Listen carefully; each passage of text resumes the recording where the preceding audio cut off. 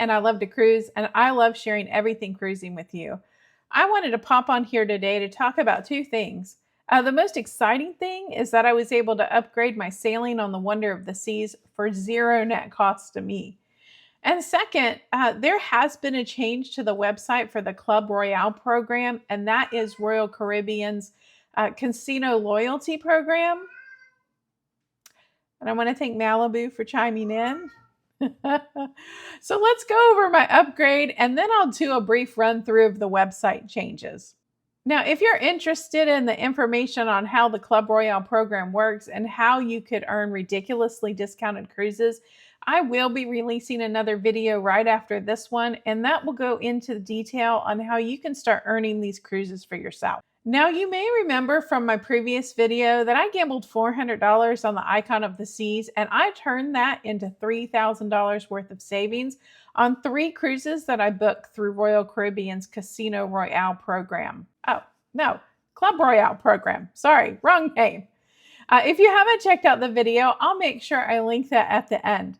Well, the first cruise that I booked is coming up shortly on the Wonder of the Seas, and I'm super excited. I am happy to report, though, that I have upgraded my cabin from an interior stateroom to a balcony. Now, I am traveling solo on that trip, and I really needed a relaxing break, so I didn't necessarily want to leave my cabin much on that sailing, so I'm ecstatic that I was able to upgrade to a balcony. But you're probably asking yourself, well, how much is my free cruise costing me now that I've upgraded? Well, to be honest, not 1 cent more. When I originally booked the Wonder of the Seas, I had inquired several times about a balcony stateroom. I believe the price they quoted me was about $500 to upgrade, and I did decline the offer because the upgrade fee was absolutely not worth it. That was a really high cost. Especially since, if you remember, the total cost to me was about $353 for the cruise fare, the taxes, and the port fees. Now, I'm only paying cruise fare because I am traveling solo, and I have to pay the cruise fare for the second person that would be in the room, even though no one is sailing with me. Now, as I'm bound to do, I did regularly check in with the Club Royale department and inquire about the upgrade cost. I think it took me about 3 different times calling them before I finally got an answer that I was happy with. I was offered an upgrade to a standard balcony stateroom for $150. Now you're probably mumbling to yourself, but Amy, you said it didn't cost you a cent more. Well, technically it didn't.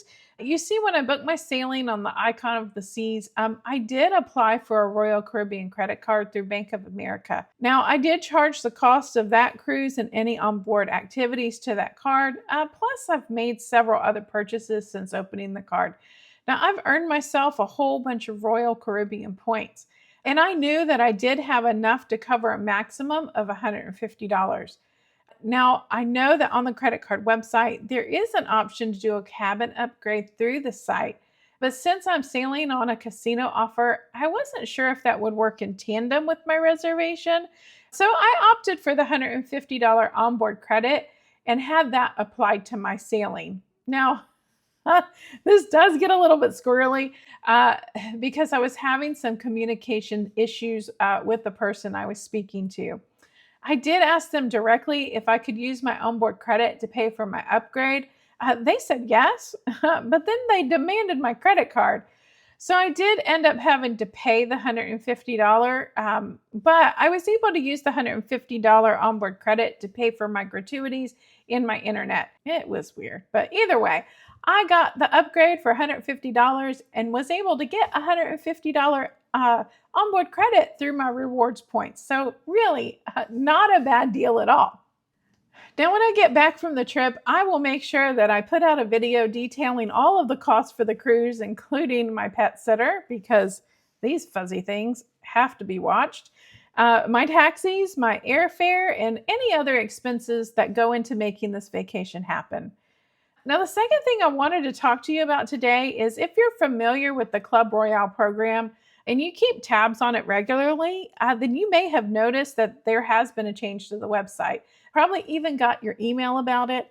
I'll put the new website address on the screen because that has changed as well.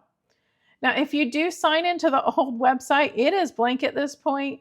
because they are in the process of moving all your current offers over to the new site. Now, people in the know have advised us not to panic as they're still working on it, and it's probably not complete at this time and probably won't be complete for a little bit. Now, on the old site, I had about 10 offers showing, and on the new site, I only have about 4.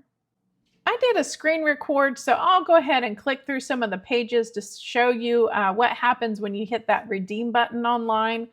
The one thing I didn't like is you can't choose your cabin. I'm really not okay with that. And I didn't get far enough to see if you get pricing, but I don't think you do. I really think the only difference between the new site and the old is visually. It's a modern site. It's an improved look and feel, but I think the cruise booking functionality didn't improve at all. You'll still need to either fill out the form electronically to have someone book your room for you, or you can just give them a call like I do. There still isn't a way to book your stateroom yourself that I could find. And I'm way too impatient to fill out the electronic form and wait for someone to get back to me, so I always give them a call to book my sailings. Now, one tip before you're booking, make sure you check out the sailings that you're interested in on Royal Caribbean's website. That way you can have a look through the rooms that are available in the category that you're looking at. And you don't just get assigned some random room. You can request the particular room that you want when you give them a call. I didn't see a way to do that when you did the bookings online. So those were the 2 main things I wanted to share with you today. And if you're new to playing in the casino or using casino offers and want to know all about Royal Caribbean's Club Royale program, then check back in on my channel shortly, because I'll be releasing a second video where I do a high-level overview of how the program works. Plus, I'll cover some new information that I've come across since I did my last video on it. I do have a previous video named My Free Cruise Cost How Much? That goes over the program step by step, but it does cover the old website for viewing and booking your offers. Now, I hope you found this information useful and it encourages you to investigate the casino programs if you're really interested in cruising and you want to save a ton of money. Now remember, when first starting out, to get into the program, you do have to book a cruise and gamble, but you don't have to book a 7-night cruise. You could do the cheapest sailing Royal Caribbean has to offer and start off that way. I know they do offer a bunch of 3- and 4-night sailings that are rather affordable.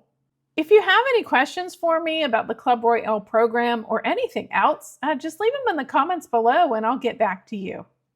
Now, one final note, responsible gambling should be a fun and controlled activity. Do not gamble more than you can afford to lose, and make sure you're keeping tabs on what you spend. There are plenty of YouTube videos available that will show you the best machines to play, and will give you guidance on how to reduce your losses. Now, if you or someone else you know is struggling with problem gambling, you can call the National Problem Gambling Hotline at 1-800-GAMBLER. That's 1-800-426-2537 for confidential support and referrals to local resources. Now, as always, thank you so much for watching. And if you seek Amy, you may find her on a cruise. So happy cruising!